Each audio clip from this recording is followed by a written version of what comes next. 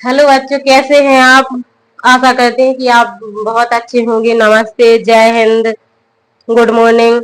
चलो आज अपना प्रश्नावली 1.2 अपरिमेय संख्या, ये क्वेश्चन करवा दिया था। √2 एक अपरिमेय संख्या है, उसको सिद्ध कीजिए। देखो बहुत ही इंपॉर्टेंट क्वेश्चन था और ये भी बहुत ही इंपॉर्टेंट क्वेश्चन है। बस दोनों ही ज्यादातर क्वेश्चन आते हैं। क्वेश्चन नंबर एक्सरसाइज का पहला ही क्वेश्चन है, सिद्ध कीजिए।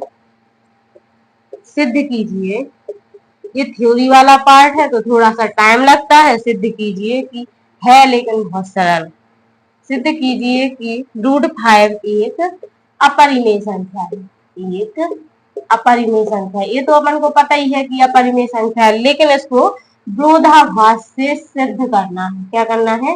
विरोधाभास से सिद्ध करना है। चलो तो सबसे पहले सॉल्व करेंगे। माना कि √5 एक क्या है? परिमेय संख्या है। उसका अपोजिट मान लेंगे परिमेय संख्या है। इसलिए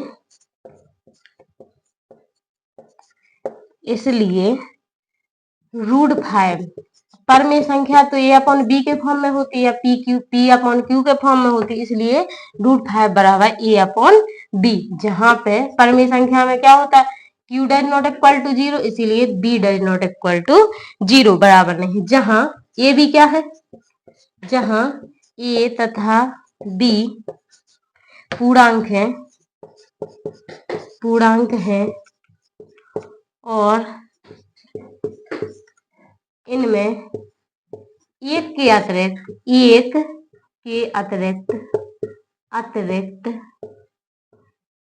के अतिरिक्त कोई भी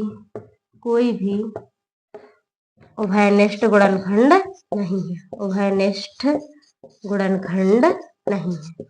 गुणनखंड नहीं है। गुणनखंड नहीं है। ठीक है, तो ये बराबर क्या हो जाएगा? इसका क्या कर लेंगे? क्रॉस मल्टीप्लिकेशन कर लेंगे। तो A बराबर 5 के नीचे कुछ नहीं है तो 1, तो A बराबर 5 और B क्या है? रूट के बाहर है। ठीक है, अब क्या करना है? इनका क्या करना है? वर्ग। दोनों तरफ क्या करना है? वर्ग। दोनों तरफ क्या करना है? वर्ग। अब वर्ग करेंगे तो A² हो जाएगा। जो रूट में है तो जो रूट के बाहर आ जाएगा और B पे क्या हो जाएगा? स्क्वायर चढ़ जाएगा। अब क्या लिखेंगे? अतः कौन कर रहा है? जी 5 है ना, जो A को विभाजित कर रहा है, क्योंकि जो नीचे आ जाएगा, अगर यहाँ से इसको भाग देंगे तो ये नीचे आ जाएगा। तो अतः 5 A² को विभाजित करता है। विभाजित करता है। अब A² को विभाजित करता है तो 5 A को भी विभाजित करेगा। इसलिए ये A² को विभाजित कर रहा है, इसलिए A को भी विभाजित करेगा। इसलिए 5 A को भी विभाजित करेगा।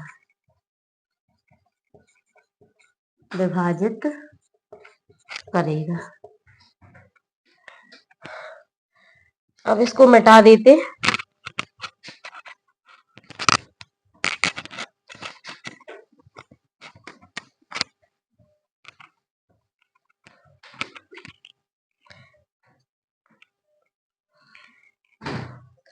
अब यहाँ से समीकरण वो एक माना था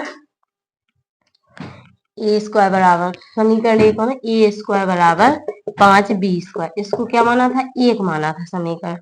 ठीक है, इसको 1 मान लिया था। अब माना A बराबर 5 के। A बराबर क्या मानना है? 5 के, जहां K क्या है? K एक पूर्णांक है। K क्या है? एक पूर्णांक है। समीकरण 1 से किसका मान रखेंगे? समीकरण 1 से किसका मान रखना है? A का मान। ये समीकरण 1 में समीकरण 1 में ए का जो ए का मान है ये रखा है, मान रखने पर तो समीकरण ए ये है ए स्क्वायर बराबर 5b²। तो ए का मान क्या हो जाएगा 5k, तो 5k का क्या कर लेंगे स्क्वायर बराबर 5b²। इसको इसको स्क्वायर करोगे, इसको स्क्वायर करोगे तो ये आ जाएगा 25k² बराबर 5b²। तो 5 से क्या करेंगे 25 को काट लेंगे 5 बार, क्योंकि देखो बराबर में है तो बराबर में संख्या कट जाती है, इसके नीचे आ जाएगा, इसीलिए 5k² बराबर b², 5k² बराबर b²। अब इसको लेंगे अतः 5 b² को विभाजित करता है, अभी a² को विभाजित कर रहा था, अब b² को विभाजित कर b² को विभाजित करता है। इसका बस आपको क्रम याद रखना है और सिंपल है, इसलिए यह किसको b को भी विभाजित करेगा, इसलिए 5 b को भी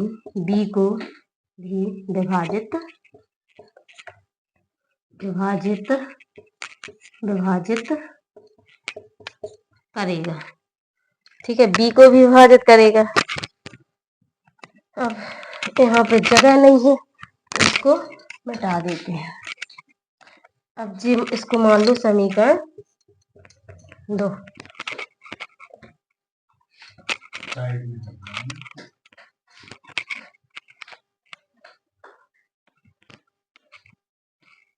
इस प्रकार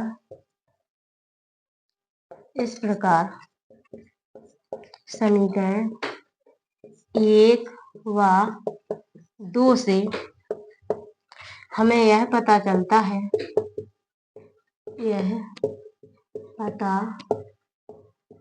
है कि ए तथा बी का उभयनिष्ठ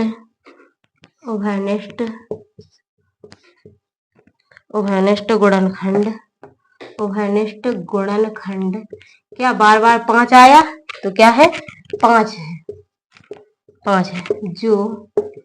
जो हमारी कल्पना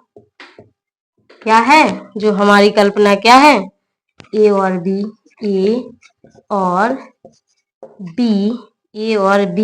में एक के अतिरिक्त कोई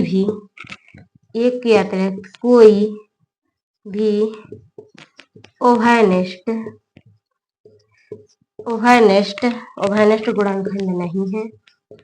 गुणनखंड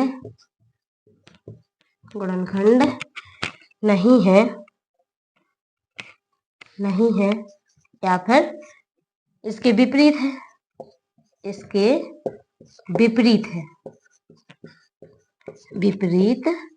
है। इसको इसमें कोष्टक में बंद कर लेंगे। अब यह विरोधाभास अपन को क्यों प्राप्त हुआ है, यह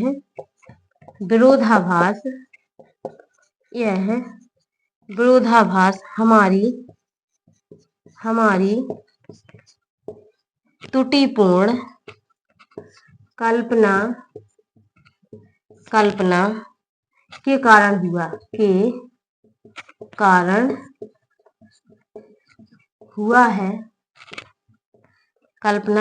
हुआ है कि